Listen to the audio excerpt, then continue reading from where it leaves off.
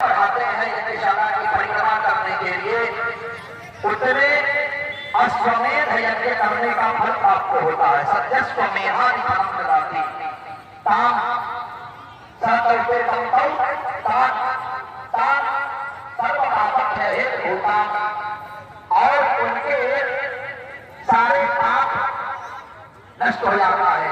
ताम सर्वपापक्षय, सारे पापों का क्षय हो जाता है।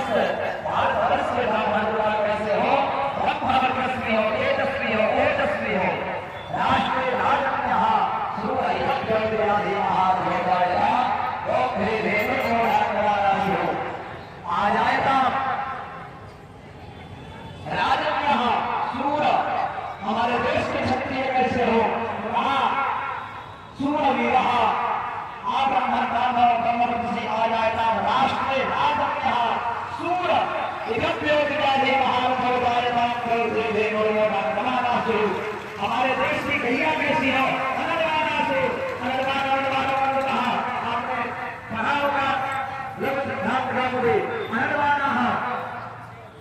मतलब हमारे देश के जो माताएं हो कैसी हो, तो दो भी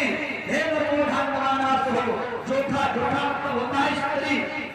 मतलब हमारे देश की जो माताएं हो सभी वंश वाली हो, कोई भी वंश से रहित ना हो, सभी वंश वाली हो, ऐसा हमारे वेद का यह मंत्र बता रहा है। हमारे देश की गैया कैसी हो, तो दूध देने वाली गैया हो। समस्त चराचर पूरे पृथ्वी मंडल पर, पूरे भूमंडल पर हमारी गैया चले तो सभी कामधेनु की तरह चलती रहे और दूध की धारा बहती रहे। ऐसा हमारे देश का जो भी हमारे देश का ब्राह्मण हो, क्षत्रिय हो, वैश्य कैसे हो, आगे भरण पोषण करने में सामर्थ्यवान हो, ऐसे हमारे देश के ब्राह्मण लोग का होना चाहिए, क्षत्रिय होने चाहिए, वैश्य होने चाहिए, शुद्ध होने चाहिए, जो सदैव सभी की सेवा भाव हमारे ऐसे हमारे देश में चातुर्वर्ग में व्यवस्थित होने चाहिए, व्यवस्था होनी चाहिए। बरसात जज्ञात भवति पर्यन्ता पंचमी जज्ञात एक वचन यज्ञ से भवती होती है क्या पर्जन्या वर्षा। और भगवान यज्ञ की कृपा को देखिए, भगवान ने स्वयं देखा कि मेला का यहाँ पर व्यवस्था थी, तो ये जितने जगह थे कोई खा करके कुछ फेंका होगा, कोई खा करके कुछ फेंका होगा, कोई खा करके कुछ फेंका होगा, लेकिन हरिहर की कितनी सुंदर कृपा है कि यज्ञ प्रारंभ होने से पूर्व कितनी सुंदर बरसात करा दी। मानो भगवान ने स्वयं इस जगह को पूरा पवित्र कर दिया, शुद्ध कर दिया। तो कहा मिटाने मिटाने न पर जन्मे, भगवान ने अपने स्वयं पर जन्मे वन सके, और भगवान ने बरसात करा करके इस यज्ञ को, इस पूरे यज्ञ परिसर को सुंदर और पवित्र बना दिया।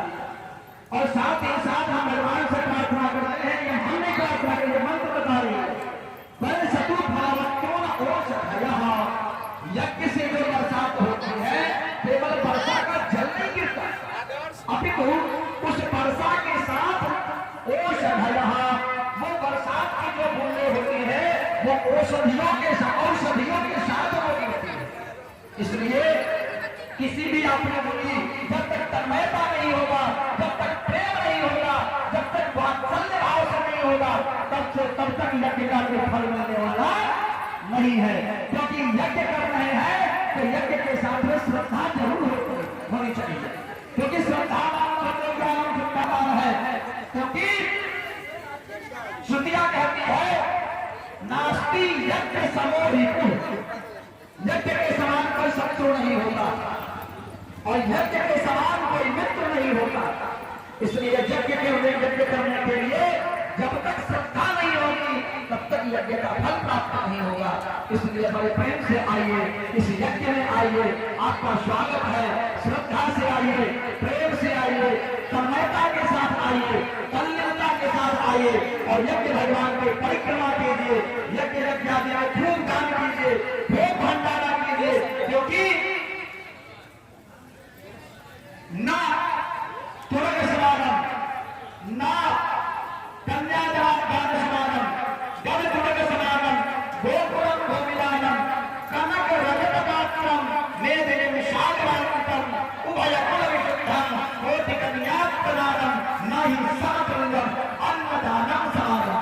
इसलिए यज्ञ आदि जब हो तो अन्न का दान भंडारा निरंतर चलते रहना चाहिए।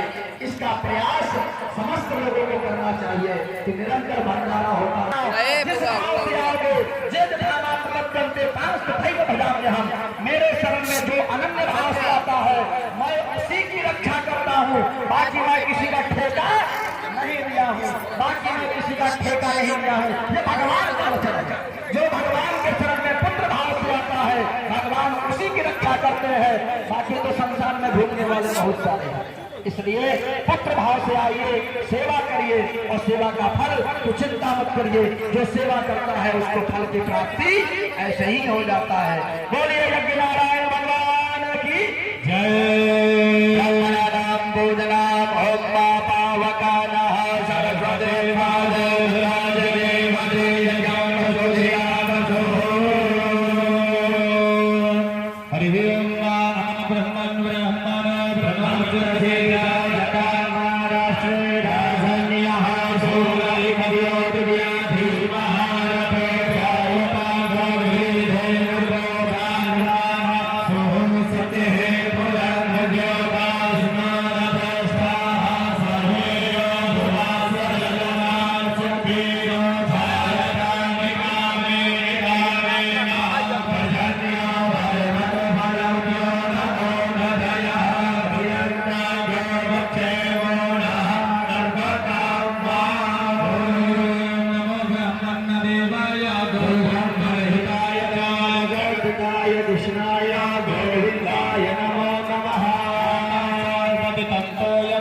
गच्छति सागरा सर्वदेव नमस्कारं केशवं प्रतिगच्छति वासुदेवाय हरे परमात्मने प्रणतोषणासाय गोविन्दाय नमो नमः।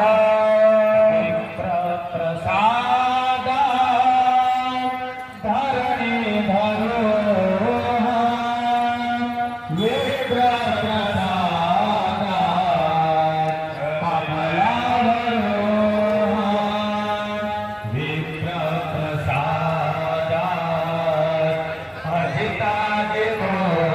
Hare